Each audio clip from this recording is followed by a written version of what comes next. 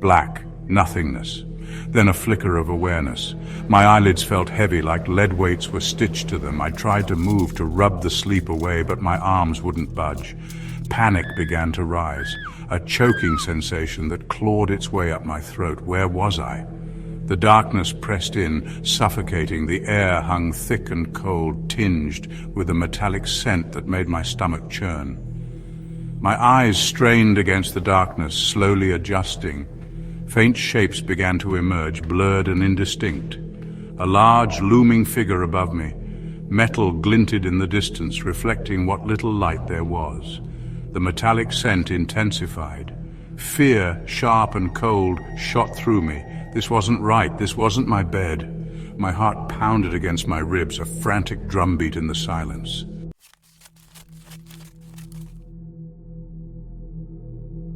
The scalpel glinted under the single harsh light that suddenly illuminated the room. My eyes darted around, taking in the cold, sterile environment. A tiled ceiling, metallic trays with instruments I couldn't quite make out. It was an operating room. Why was I in an operating room? Terror, raw and consuming, flooded my senses. I was strapped down. My wrists and ankles were bound tightly to the cold steel table beneath me. I struggled against the restraints, panic lending me a surge of adrenaline. The leather straps cut into my skin, but I barely noticed the pain. I had to get free.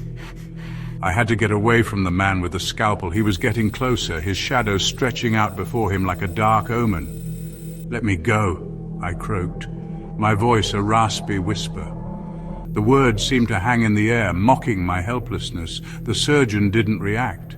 He just kept approaching, his eyes cold and calculating, fixed on me. They were the eyes of a predator, and I was his prey. And action. His words, sharp and cold, pierced through the fog of fear. Recognition dawned, hitting me like a physical blow. This wasn't a dream. This wasn't some sick prank. I was trapped at the mercy of a madman. My eyes darted to the instruments laid out beside him, gleaming under the harsh light.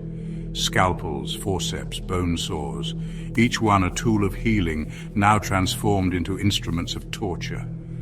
The surgeon straightened up, his gaze sweeping over me like I was a specimen under a microscope. A wave of nausea washed over me. I knew that look. I'd seen it before in the eyes of professors dissecting cadavers in the anatomy lab. Except this time, I was the cadaver. "No," I whimpered, the word catching in my dry throat.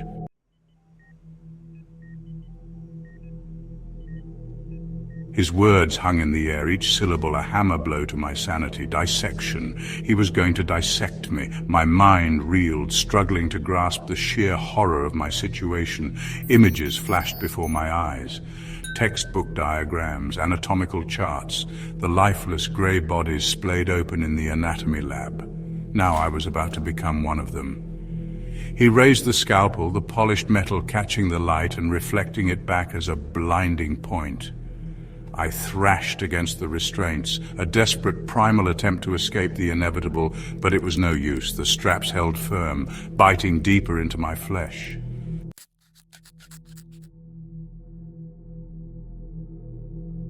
The first cut was deep. I felt it slice through my flesh, a searing pain that ripped through me like a bolt of lightning. Agony exploded in my chest, radiating outwards until it consumed me entirely. I wanted to scream, to howl my pain and terror into the cold, sterile air, but my vocal cords had already been removed. Blood welled up, hot and slick, staining the pristine white of the surgical drapes beneath me. The metallic scent of it filled the air, making my stomach churn. I could only whimper, a pathetic, strangled sound that died in my throat. He worked quickly, his movements precise and practiced. Each cut, each incision was a symphony of pain.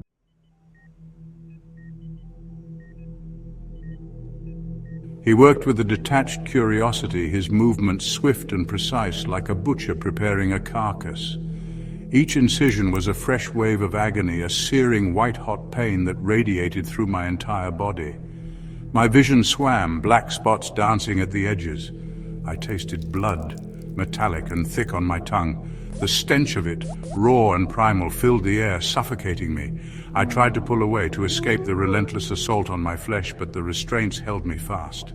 My muscles screamed in protest, but it was no use. I was trapped, a prisoner on this cold steel altar, my lifeblood spilling out onto the sterile white sheets. He leaned closer, his masked face inches from mine. I could smell the faint scent of antiseptic, a chilling contrast to the coppery tang of blood that filled my mouth.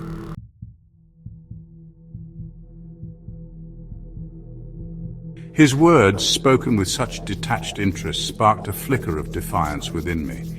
He saw me as nothing more than a collection of organs and tissues, a biological puzzle to be dissected and analyzed. But I was more than that. I was a person with dreams, aspirations, a life that stretched out before me, now hanging by a thread. I wouldn't be just another experiment, another nameless victim. I would fight, I would cling to life with every fiber of my being. Maybe, just maybe, if I could hold on long enough, someone would hear my silent screams and come to my rescue. A glimmer of hope, fragile as a spider's web, flickered in the darkness of my despair. He continued his gruesome work, oblivious to the battle raging within me. His scalpel danced across my skin, each incision a searing reminder of my helplessness. I bit down hard on my tongue, the metallic tang of blood filling my mouth, a physical manifestation of my will to endure.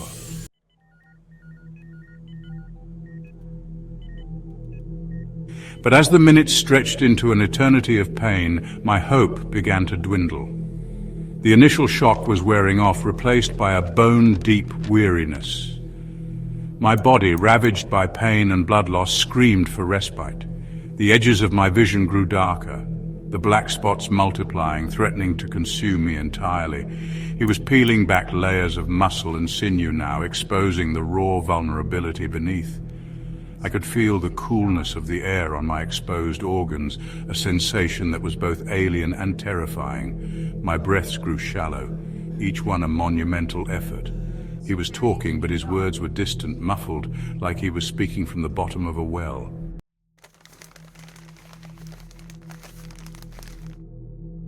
He was right. My body was failing. The pain was a constant throbbing ache, punctuated by sharp bursts of agony whenever he shifted his attention to a new area. I was vaguely aware of him probing, cutting, delving deeper into the intricate machinery of my body. He spoke of arteries and veins, of tendons and ligaments, his voice a detached monotone as he recited anatomical terms like a macabre lecture. But I was no longer a medical student, eager to learn the secrets of the human body. I was a specimen laid bare, my lifeblood draining away onto the cold, unforgiving steel beneath me. My eyelids fluttered, too heavy to keep open. The darkness beckoned, promising oblivion, an escape from this waking nightmare.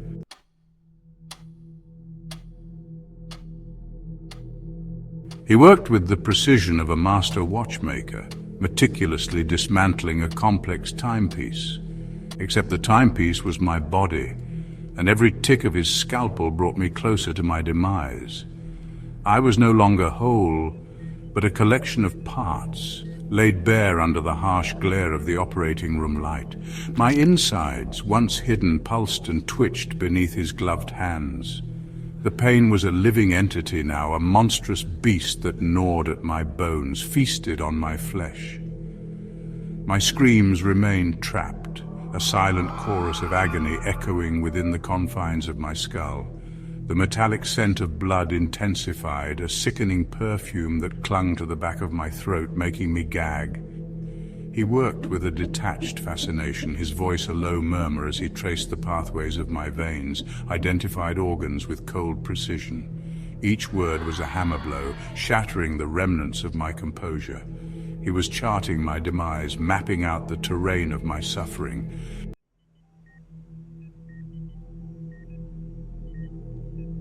Every organ he exposed, every nerve he severed was another item on his macabre inventory.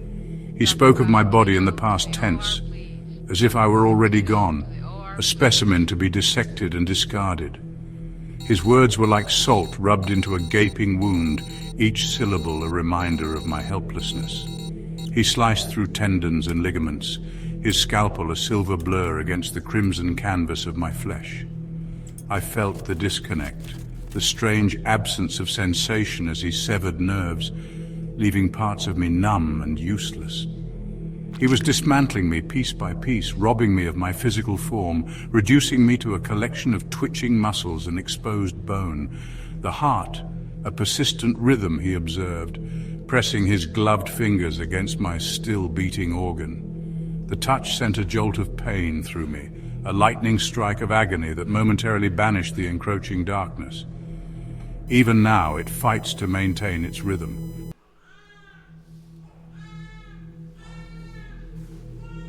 My vision flickered, the edges of my world dissolving into a hazy blur. The pain was a dull roar now, a constant pressure that threatened to crush me from the inside out. My body felt heavy, leaden, as if gravity itself had conspired to hold me down on this cold steel altar. He was talking again, his voice a distant drone, but the words no longer registered. They were just sounds, meaningless syllables lost in the cacophony of my own suffering. The darkness at the edges of my vision deepened, beckoning me towards oblivion.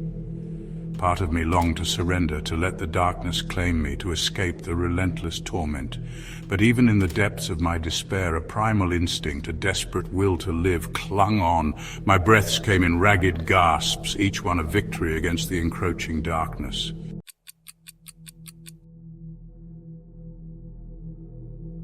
Time lost all meaning. Minutes stretched into hours, or perhaps it was the other way around.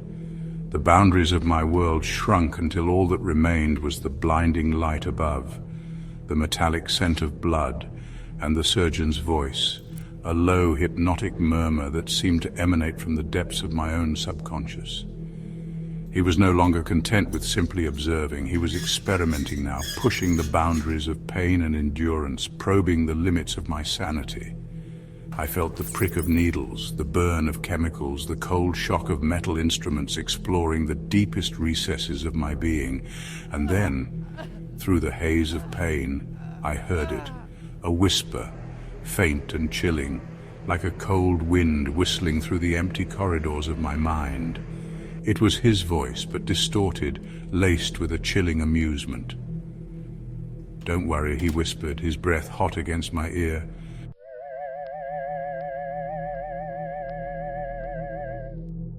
The darkness wasn't a void.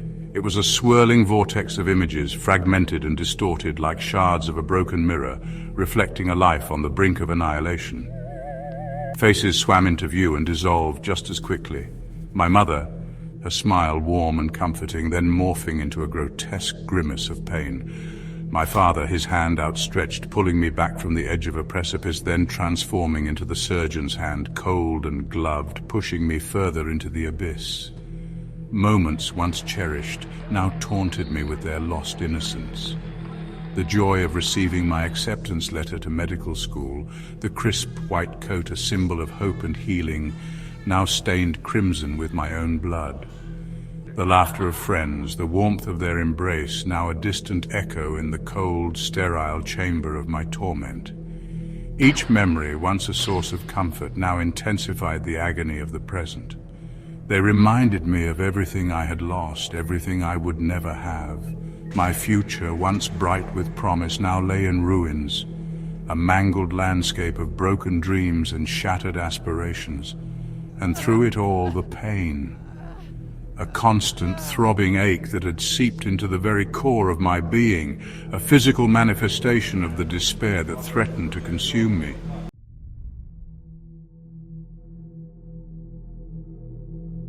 Then a different kind of memory, this one sharp, vivid, as if etched onto the backs of my eyelids. Anatomy class.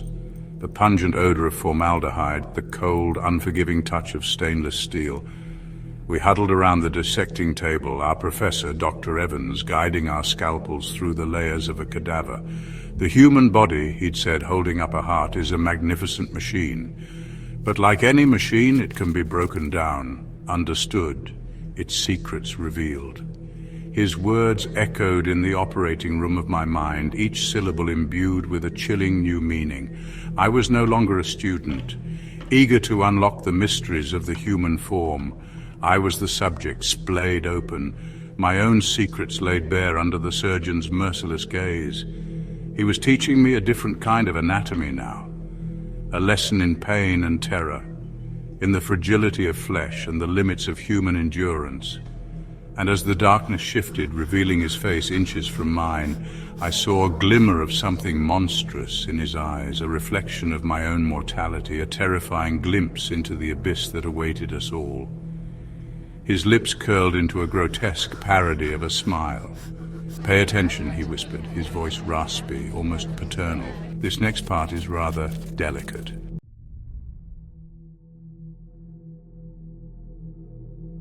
He leaned closer, his breath, rancid and warm, washing over my face.